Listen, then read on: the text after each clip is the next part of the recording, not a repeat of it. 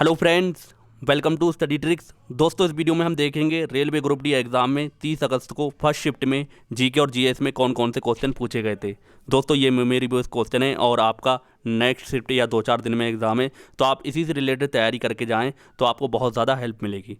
दोस्तों, अगर आप इसका पीडीएफ लेना चाह रहे हैं तो वीडियो के तुरंत बाद आपको उसका पीडीएफ प्रोवाइड करा दिया जाएगा। इसके लिए आप टेलीग्राम चैनल को ज्वाइन कर सकते हैं, उसका लिंक आपको डिस्क्रिप्शन बॉक्स में मिल जाएगा।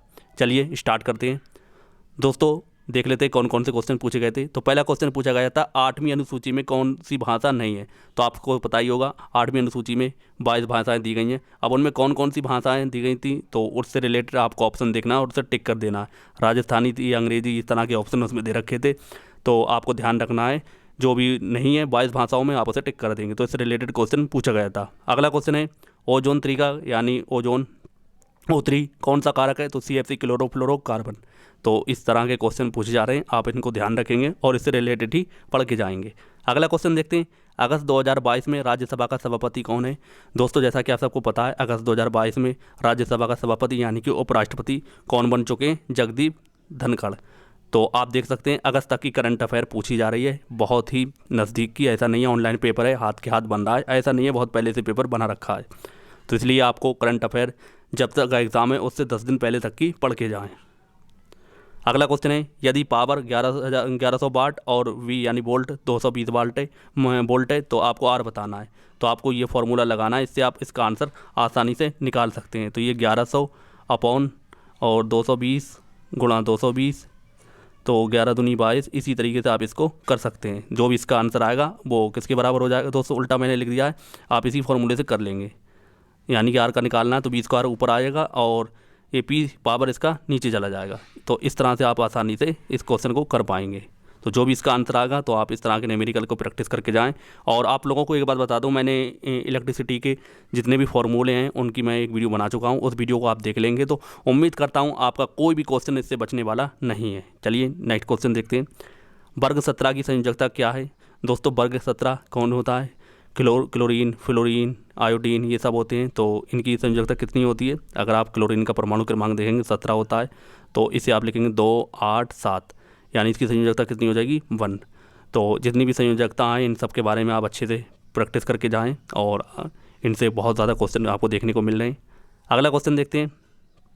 अगला क्वेश्चन आपसे बिहू डांस के बारे में पूछा गया था, ये किस राज्य से संबंधित है। दोस्तों, मैंने आपको बता रखा है जितने भी लोक नृत्य हैं ये बहुत ज़्यादा इंपॉर्टेंट है, इन्हें सबको आप बिल्कुल ढील ना डालें और सबको पढ़ के जाएं। तो ये किससे संबंधित है, असम से।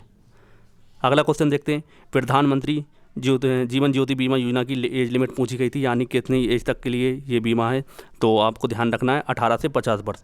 ये कुल 2 लाख रुपए किसके 2 लाख रुपए का बीमा है, आप ये भी ध्यान रखेंगे।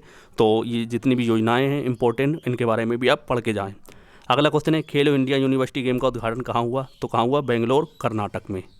तो आप इसको ध्यान रखेंगे। अगला क्वेश्चन है, राष्ट्रीय लोकतांत्रिक पार्टी के सुप्रीमो का नाम क्या है। तो क्या नाम है, हनुमान बोनीविल। तो इस तरह के भी क्वेश्चन आपको देखने को मिल रहे हैं थोड़े अटपटे से। अगला क्वेश्चन देखते हैं, पंचायती राज व्यवस्था की शुरुआत किस राज्य से हुई। दोस्तों, जैसा कि आप सबको पता होगा 2 अक्टूबर 1959 को राजस्थान के नागौर जिले से इसे शुरू किया गया था, पंचायती राज व्यवस्था को।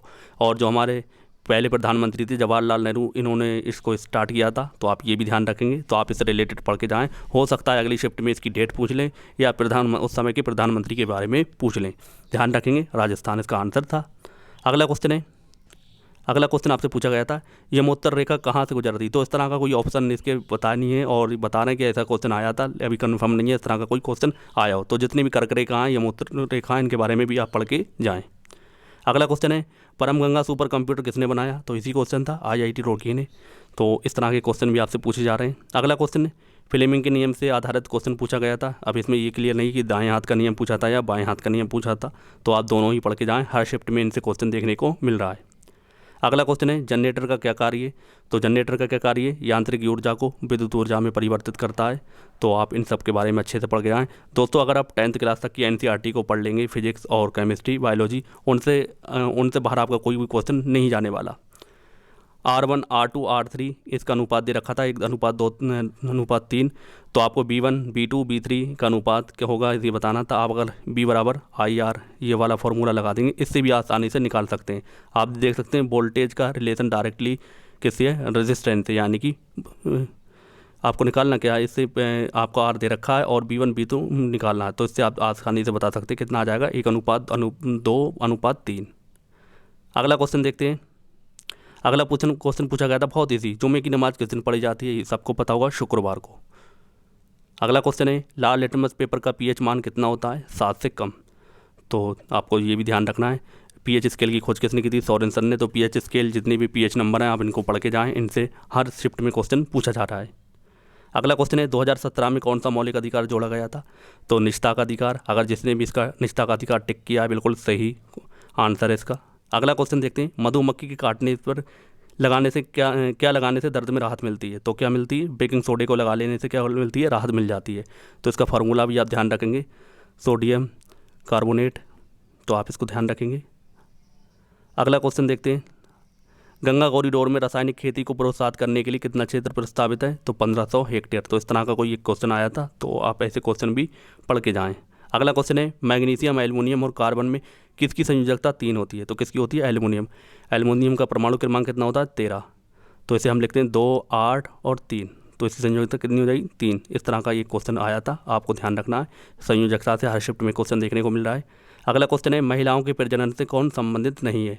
दोस्तों इसमें अलग अलग ऑप्शन दे रखे थे, बाकी महिलाओं से संबंधित है, लेकिन अंडाशय किससे संबंधित है, पुरुषों से। तो आप इसको ध्यान रखेंगे। तो इसमें अगर जिसने भी इसका अंडाशय आंसर लगाया बिल्कुल सही है। अगला क्वेश्चन है मई 2022 में भारतीय महिला क्रिकेट टीम के कोच कौन है, तो कौन है, रमेश पवार। तो आप ध्यान रखेंगे, ये करंट अफेयर से क्वेश्चन था। अगला क्वेश्चन देखते हैं बारी दोआब किन दो नदियों के बीच का क्षेत्र है। दोस्तों बारी दोआब के बारे में आपसे पूछा गया था। दोस्तों ये 4-5 तरह के दोआब हैं, तो उनके बारे में आप पढ़ के अच्छे से जाएं, क्योंकि बहुत हर शिफ्ट में आपको क्वेश्चन देखने को मिल जा रहा है। तो बात करते हैं बारी दोआब की। दोस्तों बारी रावी और ब्यास नदी के बीच है, तो यानी कि बारी और रावी, इस तरह से इसमें आप ध्यान रखेंगे। तो ये दोनों ब्यास और रावी नदी के बीच का क्षेत्र है। अगला क्वेश्चन पारसी धर्म के लिए 1827 में कौन सा अखबार आया था। दोस्तों इसके ऑप्शन नहीं मिल पाए और ना ही इसका आंसर क्लियर है। अगर आपको पता हो तो आप कमेंट बॉक्स में बता सकते हैं। नेक्स्ट क्वेश्चन देखते हैं अपवर्तनांक से दोस्तों संबंधित 2 सवाल बताए जा रहे हैं। अब कौन से सवाल थे अपवर्तनांक से, तो आप उसको ध्यान रखेंगे। जो अपवर्तनांक के बारे में आप पढ़ के जाएंगे, चाहे स्नेल का नियम हो तो उसे भी आप पढ़ के जाएँ, क्योंकि स्नेल के नियम से भी आपको एग्जाम में क्वेश्चन देखने को मिल रहे हैं। और बताया जा रहा है कि 2 इलेक्ट्रिसिटी से और क्वेश्चन थे न्यूमेरिकल, अब वो क्लियर नहीं है किस तरह के हैं। और एक क्वेश्चन और बताया जा रहा है केमिकल रिएक्शन से। दोस्तों केमिकल रिएक्शन के बारे में आप अच्छे से पढ़ के जाएं, हर शिफ्ट में आपको क्वेश्चन देखने को मिल रहे हैं। हमारा दूसरा चैनल है, उस पर मैंने केमिकल रिएक्शन के 2 पार्ट बनाए, उस दोनों पार्ट को आप देख लेंगे तो उससे आपका बाहर क्वेश्चन नहीं जाएगा। उम्मीद है आपको ये एनालिसिस पसंद आया होगा। पसंद आया है तो वीडियो को लाइक और शेयर ज़रूर करें, और चैनल को सब्सक्राइब नहीं किया तो चैनल को सब्सक्राइब ज़रूर करें। इसका PDF लेने के लिए टेलीग्राम चैनल को ज्वाइन कर सकते हैं। मिलते हैं अगली वीडियो में, तब तक के लिए जय हिंद, जय भारत।